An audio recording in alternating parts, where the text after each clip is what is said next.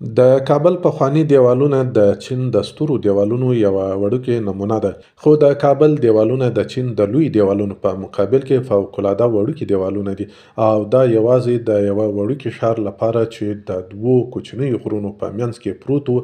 د دفاع په خاطر جوړ کړل سوي دي، چې په اړه یې استاد حبیب الله رفیع وایي: دنیا کې دا ډول دیوالونه ډېر لږ دي. مثلا د چین دیوال دی چې اوږد دیوال دی 4 زره متره اوږد دی او ډبل دی، حتی ګاډۍ پکې ځي.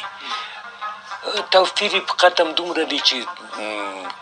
دا خلک هم خبر وو چې په چین کې داسې دیوال شته.